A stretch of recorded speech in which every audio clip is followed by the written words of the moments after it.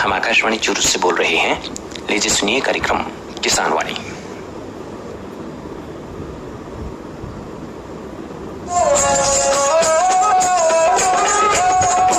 इस कार्यक्रम के प्रायोजक हैं कृषि एवं किसान कल्याण मंत्रालय, भारत सरकार।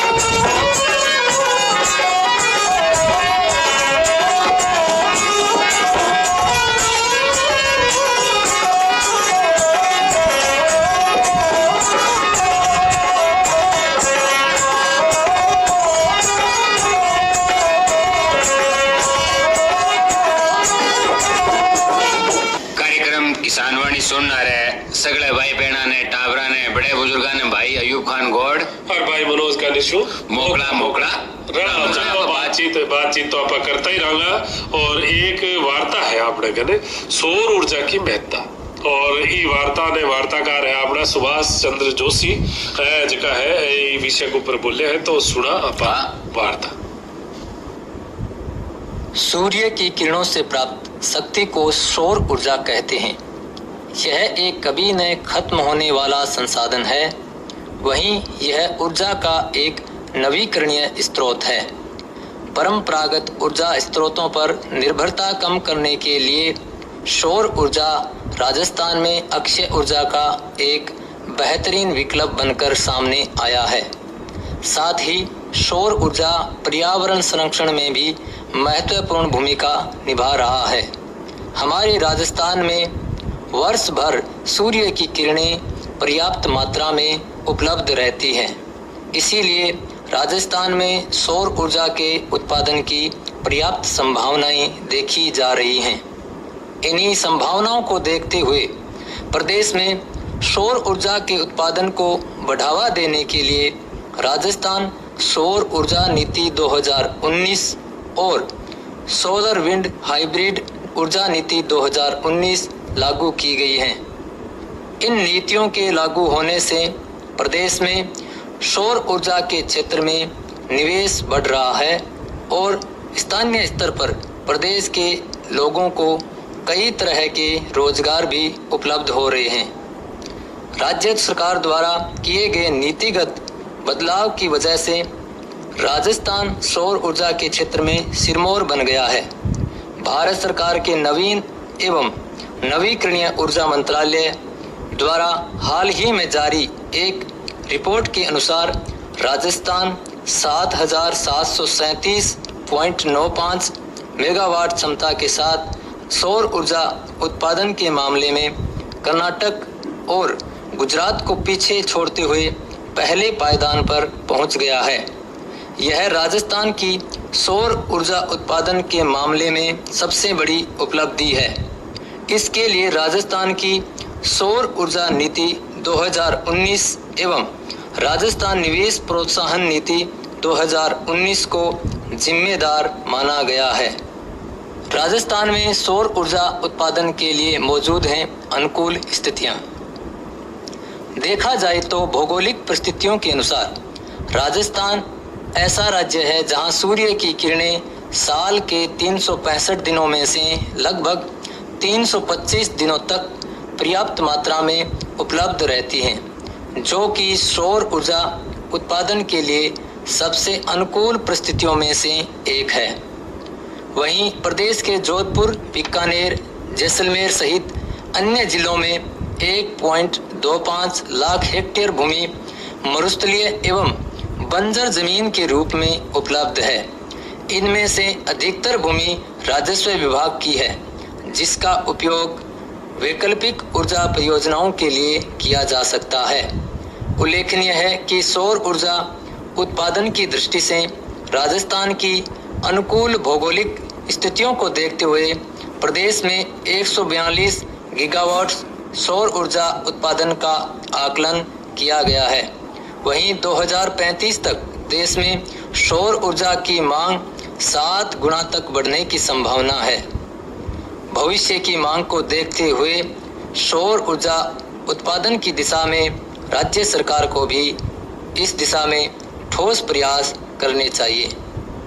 वर्तमान में राज्य में 12,741 मेगावाट क्षमता के अक्षय ऊर्जा संयंत्र स्थापित किए जा चुके हैं, जिसमें सौर ऊर्जा संयंत्र द्वारा ऊर्जा उत्पादन की क्षमता 7,738 मेगावाट है, जो कि कुल उत्पादन का 10% से भी अधिक है। यह अक्षय ऊर्जा उत्पादन के मामलों में सबसे महत्वपूर्ण उपलब्धि है। राज्य में जोधपुर जिले के भड़ला में 2,245 मेगावाट क्षमता का सोलर पार्क स्थापित किया गया है, जो कि क्षमता की दृष्टि से विश्व का सबसे बड़ा सोलर पार्क है। वहीं राज्य में 13,641 मेगावाट क्षमता के सौर ऊर्जा संयंत्रों एवं 1,878 मेगावाट क्षमता के हाइब्रिड ऊर्जा संयंत्रों की स्थापना का कार्य प्रगति पर है। वहीं प्रदेश में राजस्थान अक्षय ऊर्जा निगम द्वारा क्रियान्वित PM कुसुम कंपोनेंट ए योजना के अंतर्गत देश का पहला सौर ऊर्जा संयंत्र भालोजी गांव जयपुर में 1 अप्रैल 2019 से ऊर्जा उत्पादन का कार्य आरंभ हो गया है। वहीं प्रदेश के दूसरे सौर ऊर्जा संयंत्र से चूरू जिले की सरदार शहर तहसील के घड़सीसर गांव में 3 जून 2021 से ऊर्जा उत्पादन प्रारंभ हो गया है। भारत सरकार के नवीन एवं नवीकरणीय ऊर्जा मंत्रालय MNRE की एक रिपोर्ट के मुताबिक राजस्थान राज्य 7,737.95 मेगावाट सौर ऊर्जा की स्थापित क्षमता करने के साथ कर्नाटक को पीछे छोड़ते हुए देश में पहले पायदान पर आ गया है। MNRE की रिपोर्ट में गुजरात 5,708 मेगावाट क्षमता के साथ तीसरे, तमिलनाडु 4,675 मेगावाट क्षमता के साथ चौथे तथा आंध्र प्रदेश 4,380 मेगावाट क्षमता के साथ 5वें स्थान पर है। कोविड की विषम परिस्थितियों के बावजूद विगत 8 माह में ही राजस्थान में 2,348.47 मेगावाट नई सौर ऊर्जा की क्षमता स्थापित की गई है।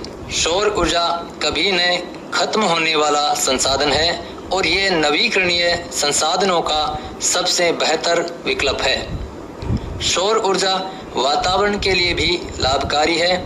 जब इसे उपयोग किया जाता है तो यह वातावरण में कार्बन डाइऑक्साइड और अन्य हानिकारक गैसें नहीं छोड़ती है, जिससे वातावरण प्रदूषित नहीं होता है। सौर ऊर्जा अनेक उद्देश्यों के लिए प्रयोग की जाती है। इनमें उष्णता, भोजन पकाने और विद्युत उत्पादन करने का काम शामिल है। सौर ऊर्जा को प्राप्त करने के लिए विद्युत या गैस ग्रिड की आवश्यकता नहीं होती है। एक सौर ऊर्जा निकाय को कहीं भी स्थापित किया जा सकता है। सौर ऊर्जा के पैनलों को आसानी से घरों में कहीं पर भी रखा जा सकता है, इसीलिए ऊर्जा के अन्य स्रोतों की तुलना में यह काफ़ी सस्ता भी है। PM कुसुम योजना, इस योजना के तहत राज्य के किसानों को सिंचाई के लिए सौर ऊर्जा से चलने वाले सौर पंप प्रदान करने के लिए केंद्र सरकार ने PM कुसुम योजना की शुरुआत की है। इस योजना के तहत सौर पैनल लगाने के लिए किसानों को 60% की वित्तीय सहायता दी जाएगी और बैंक 30% ऋण की सहायता प्रदान करेंगे। वहीं किसानों को सिर्फ 10% का भुगतान करना होगा। केंद्र और राज्य सरकार 3 करोड़ पेट्रोल और डीजल सिंचाई पंपों को सौर ऊर्जा पंपों में बदलेगी, जिसके बाद जो किसान सिंचाई पंप डीजल या पेट्रोल से चलाते हैं वो इसे सौर ऊर्जा से चला पाएंगे। बता दें कि इस योजना के तहत राज्य सरकार ने करीब 17.5 लाख डीजल पंपों और 3 करोड़ खेती उपयोगी पंप्स को आगे आने वाले 10 सालों में सोलर पंप्स में परिवर्तित किया जाने का लक्ष्य निर्धारित किया है।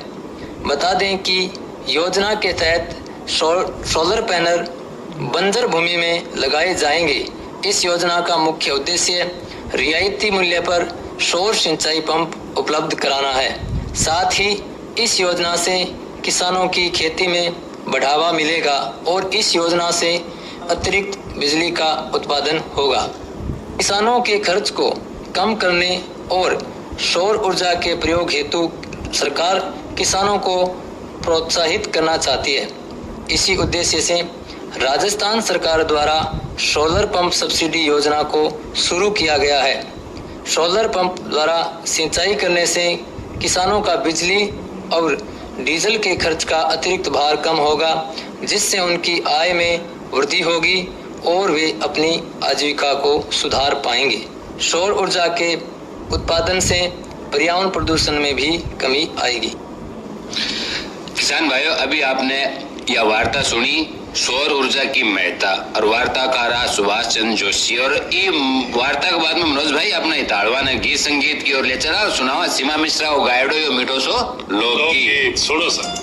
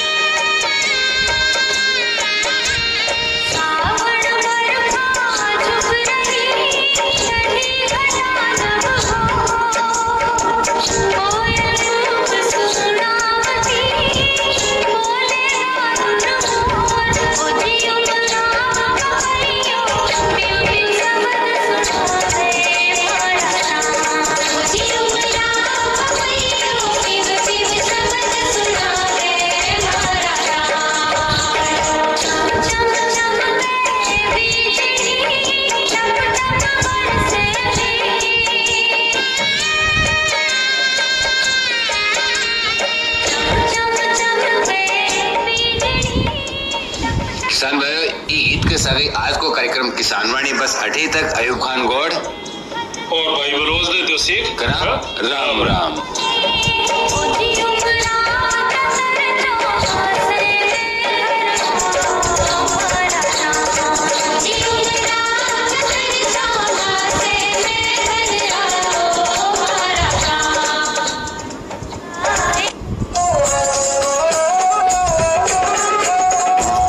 के प्रायोजक थे कृषि एवं किसान कल्याण मंत्रालय, भारत सरकार।